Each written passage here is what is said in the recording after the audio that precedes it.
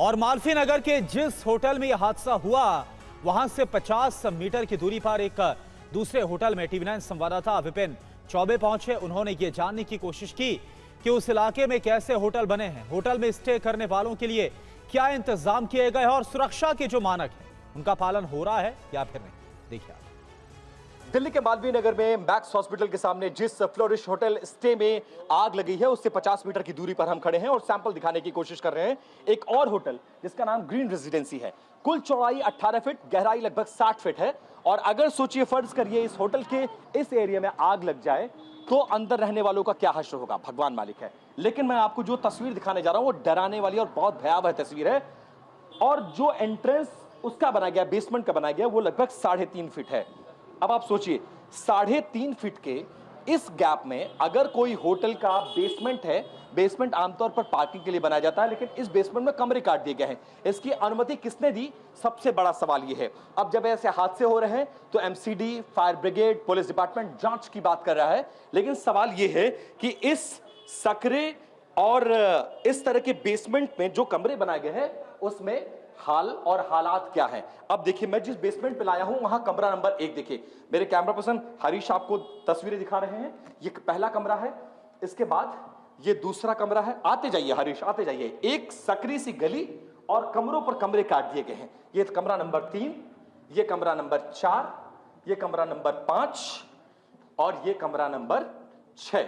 यहां एक आदमी बैठा दिया जाता है जो उनको तौलिया, चादर या कोई जरूरत की चीज होती है वो प्रोवाइड करा देता है। लेकिन अगर सोचिए सामने की तरफ जहां से हमने एंट्री ली है, फर्ज करिए अगर वहां पर आग लग जाए और ये लोगों को खबर लगे, पहले तो पता ही नहीं चलेगा यहां रहने वाले लोगों को, जैसा फ्लोरिश स्टे में हुआ कि बेसमेंट में रहने वाले लोगों को खबर ही नहीं थी कि उनके होटल में आग लग गई है।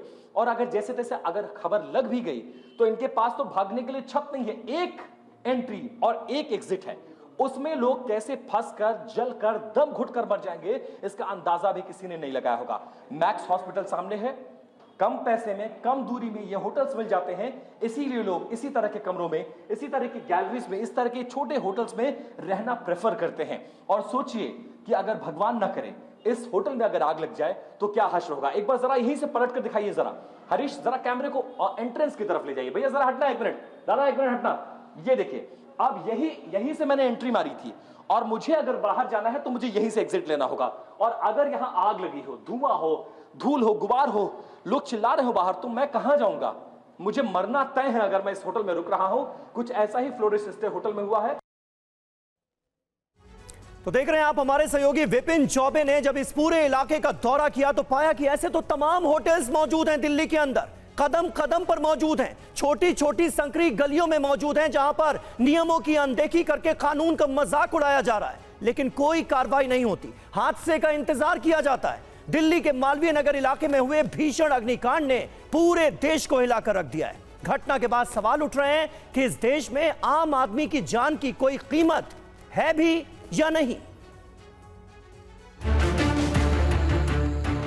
दिल्ली के मालवीय नगर इलाके में अचानक चीख पुकार मच गई। यहाँ के होटल में आग लग गई। इस अग्निकांड ने कई लोगों की जिंदगी छीन ली।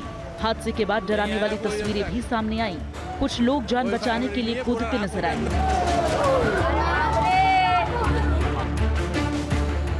एक महिला 3 मंजिलों पर आग में फंसी दिख रही है। आग को बेकाबू होता देख खिड़की से कूदकर जान बचाने की कोशिश की। मौके पर मौजूद चश्मदीदों ने बताया कि बेसमेंट में जाने वाले शटर पर लॉक लगा था। मेन गेट चैनल का बना हुआ है, वो भी इलेक्ट्रॉनिक, वो बंद था। वो निकलने का रास्ता कैसा है, बहुत पतला है या फिर चौड़ा रास्ता रहा? पतला नहीं, 5 फीट का रास्ता है, लेकिन वो बंद था। निकलने बाहर निकलने का, अंदर जाने का एक ही रास्ता है? एक ही रास्ता है, और वो ये रात में 11 बजे बंद कर देते हैं और ये सुबह खुलता है, और ये इलेक्ट्रॉनिक होता है, ये हाथ से नहीं खुल सकता।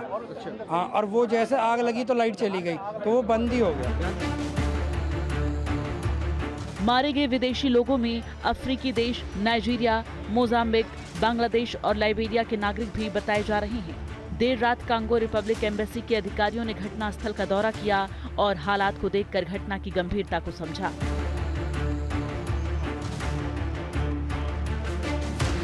दिल्ली में हुए अग्निकांड में हरियाणा के गुरुग्राम का एक परिवार भी पूरी तरह से उजड़ गया।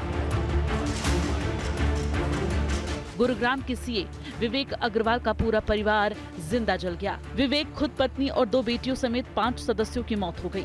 मरने वालों में विवेक की पत्नी तर्जनी अग्रवाल, मां प्रेमलता अग्रवाल, बड़ी बेटी जीविसा उर्फ एंजल अग्रवाल, छोटी बेटी वारिया उर्फ पर्ल शामिल हैं। हादसे का शिकार सीए विवेक अग्रवाल के 3 रिश्तेदार भी हुए, जो उनके बीमार पिता को देखने के लिए आए थे, और ये सभी लोग मैक्स अस्पताल के पास इसी होटल में ठहरे थे। हादसे के बाद हर बार की तरह सरकार भी जागी और घटना को लेकर बड़े एक्शन के दावे किए। दिल्ली के उपराज्यपाल तरणजीत सिंह संधू ने दिल्ली सरकार और संबंधित विभागों के उच्च अधिकारियों के साथ इमरजेंसी समीक्षा बैठक की। बैठक में एलजी ने निर्देश दिए कि 1 महीने के लिए दिल्ली में विशेष फायर सेफ्टी अभियान शुरू होगा, जिसके तहत दिल्ली के सभी hotel, guest house, nursing home, coaching centre समेत तमाम संवेदनशील इमारतों की जांच होगी। उपराज्यपाल ने साफ कहा कि इस दौरान फायर नियमों का उल्लंघन करने वाले संस्थानों पर सीलिंग जैसी सख्त कार्रवाई की जाएगी। अभियान की निगरानी मुख्य सचिव और पुलिस कमिश्नर करेंगे।